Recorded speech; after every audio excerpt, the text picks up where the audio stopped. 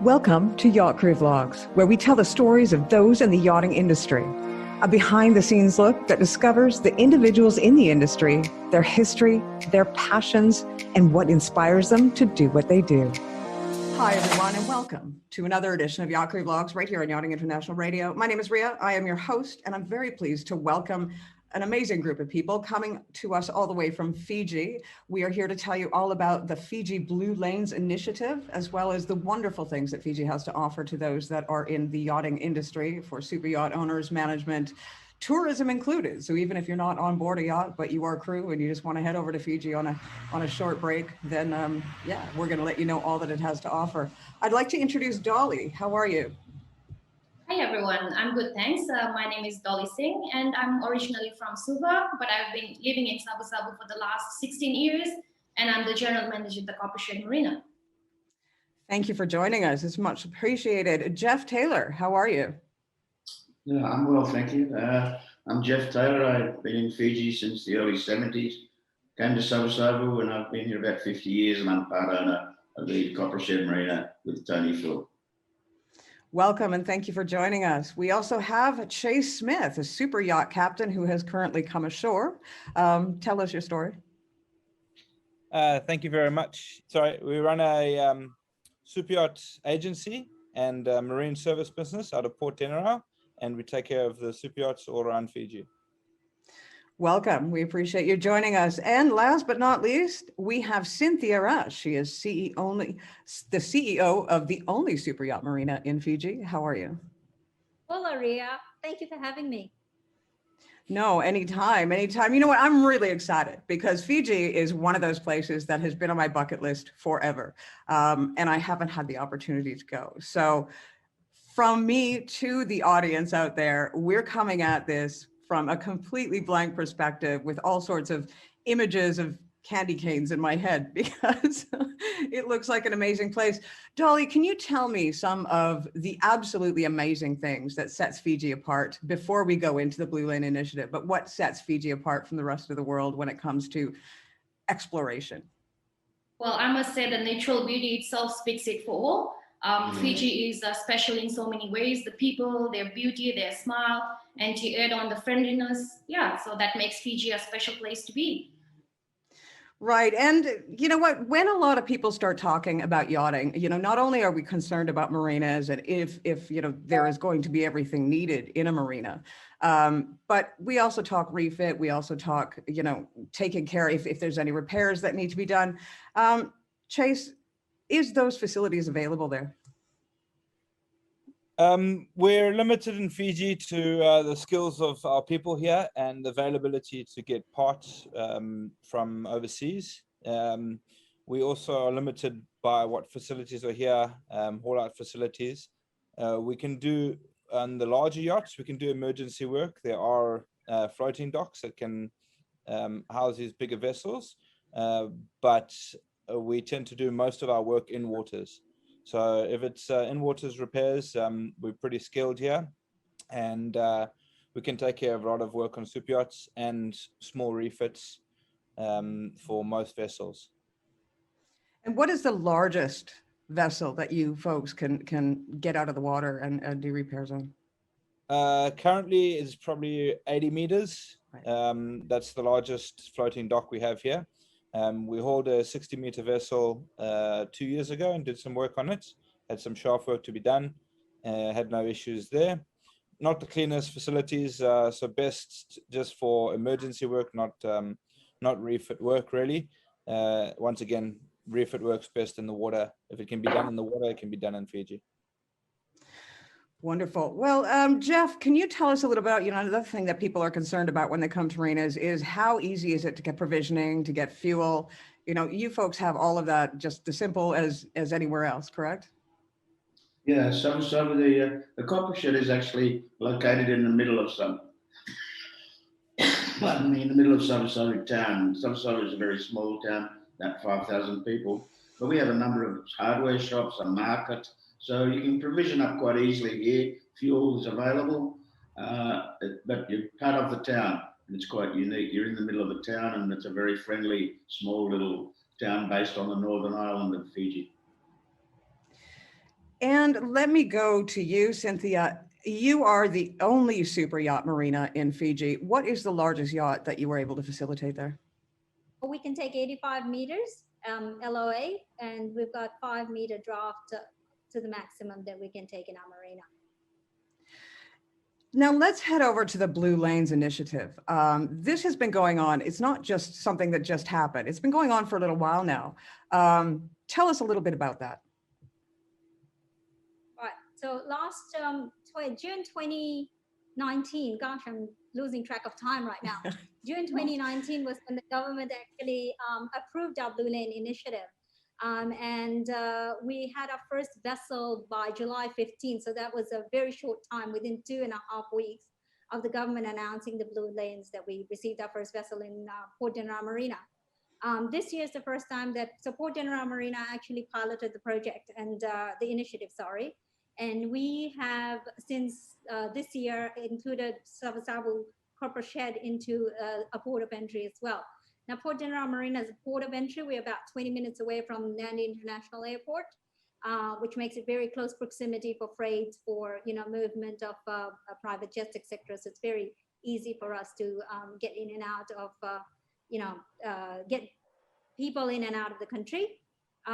We also are a part of the largest integrated resort, which comprises of 9 resorts, high-end resorts and international standard 18 whole golf course. So we actually have everything integrated into the island itself. When the Blue Lane initiative started, we had a lot of things to do in terms of trying to set it up, because it's never been done before. In fact, we're the first in the world, I believe, to have something of this sort. So there's a lot of trial and error, more trial than error. We were lucky. We had good support system from the government agency. So we've done very well. In the initial instance, the first year, we received 90 yachts. Out of that, there were 11 super yachts. So we've done very well, considering that it was a time when a lot of ports were closed. It was a very difficult time for many vessels to try to navigate their way into this side of the world. So yeah, I think overall we've done very well. To date, I think we've received about 86 boats in total since the start of our season in May. So can you tell me how the numbers, during this time since COVID hit, how are the numbers stacking up against previous years? Are you seeing that you've had a small drop, or it stayed the same, or because of this Blue Lane initiative that you're starting to see people saying, okay, well, Fiji is a viable option because they have this initiative. We're going to head over there where they haven't done so before. Right. I think, honestly, it's been, well, if we compare pre-COVID, it's no comparison at all. We used to get over 700 vessels in total pre-COVID. We've seen an increase because last year we started midway in the Blue Lane initiative. This year we've starting of our season. So we've seen an increase. It just depends on how well people can come through from different locations into Fiji. There are also the pre-approval process, which takes a while because you need to get the COVID tests done prior. There are a few other things to be done in terms of trying to get approval. The approval process is fairly easy and simple to do, but there are a lot of check boxes to tick, to get here. So I think in general, we've seen an increase in interest. Time will tell how many we get in total by the end of the season. Dolly, can you tell me, what is the traditional season in Fiji? When does it start? When does it end? Is it year round? What are the sort of most popular months? It's normally, our in-season is from mid-April to end of October. So that's when we are expecting a lot of yachts to be cruising around Fiji waters, and some wish to stay back for the cyclone season, and most of them return back to their homes or to their next destination. So generally from April to October is our in-season, which is our cruising season. And Geoff, let me ask you, the new ultra high net worth individual and a lot of the cruisers that are couples and families that are now, so many more are taking to, I think that's one of the great things that this entire pandemic has taught us, is that you don't have to wait until your retirement age to sail away into the sunset. You can work anywhere, you can jump onto a boat, give up your worldly possessions, buy yourself a sailboat. A lot of people are buying catamarans and you can cruise. But they're also looking towards more authentic experiences. They're looking towards, we want to do some extreme sports, we want to do some deep sea diving. What do you have to offer in that way, Geoff? Well, so is a little bit off the beaten track, although we've been a port of entry since '97, and we attract the yachts coming from the east. So they're downwind. They come Tonga, Samoa, into Savo, but Savo itself is quite unique. We're a volcano, and we have a number of hot springs here, which are very unusual in their chemistry. We also have wood trips, waterfalls that are close by. But the main attraction here is the people, the planters, the old planters that came here 5 generations ago. And it's a tiny little place, but it's extremely friendly. And the visiting yachties have an authentic Fijian experience. Amazing. Well, you know, one of the things that I always like to talk about, and my audience knows that I love to talk about, is food. That is my passion in life. I love to eat, and I will one day follow my heart and travel around the world eating. Let me ask you, Chase, what is the food like, and the authentic food? You know, where can you go to find the most authentic dishes in Fiji, and what are they? So Fiji's main food focus has been taken away from the local people, and it's gone more towards the Indians. So our main cuisine here is Indian curry. There is quite a few shops and restaurants and stuff now going towards local traditional Fijian food. So we've now got a fusion between the two. So there's a mix of Indian curries, and then seafoods and seaweeds, and the local traditional food. So the best place to go is the market. If you go on a Saturday morning to the market, Suva's got a great market, Latoka's got a great market. You just go walk around there, you see all the lovely fresh foods, fresh caught fish, all the seafoods. Some of them sell food to go, and then just nearby there's normally little restaurants and stuff you can tuck in and get some local food. Nice. Sounds appealing to me. Dolly, let me ask you, you know, a lot of these new people, what they're doing is it's not just one person, they are bringing their entire families. They have their children, you know, the parents, they want to do something, but they want their children to learn. They want them to be educated. And part of that is the education in the local area.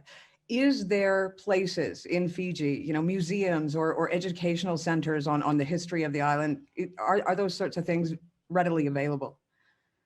There is a museum in Fiji, yes, that's in Suva, and then generally marinas normally have, in Savu in particular, we have our in-house staff who would happily look after a yachty kid when the parents want to go out for shopping or just a day on their own, you know.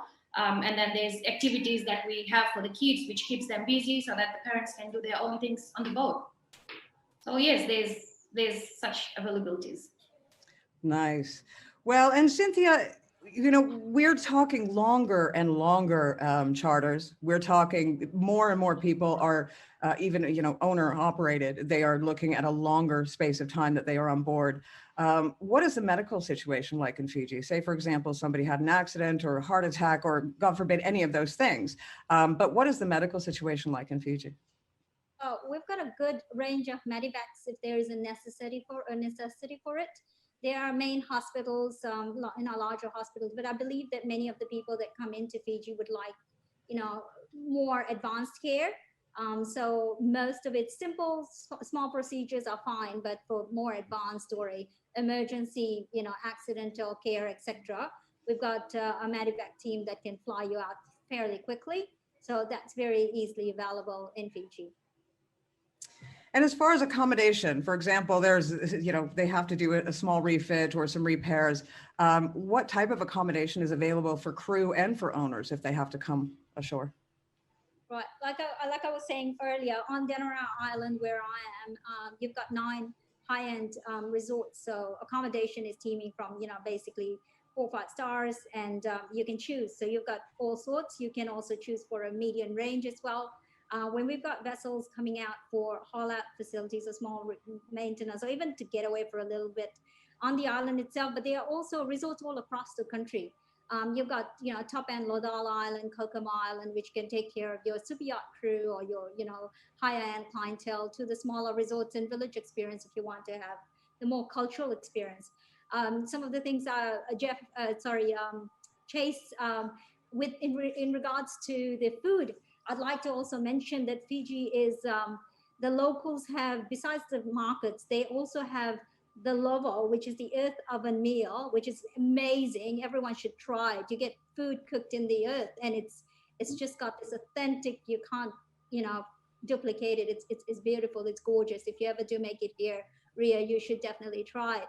I would say, that you've got accommodation from all arrays. It depends on what your taste are and what you prefer and what your budget is like. Amazing. You know what? I mean, it all sounds absolutely beautiful. One thing that I do want to ask before I let you go, Chase, if the crew they've got a week off or they've got a couple of weeks off, and some of them are looking for a bit of education, do you have those facilities in Fiji? They can take a course while they're there? We do have some facilities in Fiji that can take care of this. Most of the advanced courses can't be done here. Generally, the stuff that gets done by the crew is just a refresher on the STCW. Unfortunately, Fiji is not set up for courses in a rush, so they are spanned over a large period of time. So your STCW is done over a month here instead of a week. So it's not ideal, but it is a possibility to do in Fiji. It's good to know. Good to know. Well, is there anything that we haven't covered that you would like to let the audience know about? Yeah, absolutely. Can I go? Besides the schooling, I would also say that there's absolute amazing paddy courses that you can do, and they are fantastic dive spots all throughout Fiji. Kandavu, Yasawas, Mamanuthas, all of these places have fantastic diving spots. If you are a surfer, this is your heaven. This is, where Cloudbreak is, which is, this is amazing for all kinds of water sports, boating. And we also, besides that, we also have spas and cultural events. So there's a lot more to, see in Fiji besides the Turkish blue water. And once you get into Fiji, it's one of those things, I don't need a marketing experience to try to sell it. Once you're here, that's it. You will not want to go back. It's just captivating. It's beautiful. It's warm. It's gorgeous. It's you just have to come to experience it for yourself. Hard to sell it on. You've seen some of our videos that I've sent across to you, and I hope that you'll enjoy it and come back and ask some questions, because it is truly amazing. Well, I think you've hit the nail on the head there. Most places in the past, it was all about the water and come and sit in the middle, for example, the Mediterranean, sit in the middle of the Mediterranean Sea. That's not what this new ultra high net worth individual is interested in any longer. They are more interested in the authentic experience. They want to go ashore. They want to see what makes you special. And it's good to know that there are so many amazing things and amazing places to go and visit while in Fiji that will keep you well occupied for the entire time that you were there, and every amenity available. And on top of that, with the Blue Lane initiative, it makes it so much easier to come as well. So it just seems like it's a win-win situation for all involved. It is. Our largest customer base is our returnees. So that speaks a lot for itself. So it's just getting people there for the first time. And once you've got them there for the first time, they don't want to leave, or they will always come back. Absolutely. Well, you guys, I thank you ever so much for your time. It's been very informative for me, and not that I didn't have a love of Fiji already and a desire to go, but now I have even more so. So when I do come and I do make it, I will be getting a hold of each one of you, and we'll all have to go out and you could show me your Fiji. Definitely. Dolly, Singh, thank you very much for your time. Thank you. Yeah, thanks for your time too. And Chase Smith, Super Yacht Captain, thank you for your time. Thank you very much for having us. And Geoff Taylor, thank you again. Yeah, thanks. Perhaps also we should have mentioned the Lao Group, east of Sasol, one of the main super yacht locations. The islands of Lao. Well, we're going to make sure that every single one of your links, the information that you have, please do provide them, because I will put them down below the interview when it airs, so that everybody knows exactly where you're from, what you can offer, and the amazing things that are there. Cynthia, CEO of the only super yacht marina in Fiji, thank you so much for your information. Thank you for having us. Once again, you've been watching another edition of Yacht Crew Vlogs right here on Yachting International Radio. My name is Ria. I have been your host.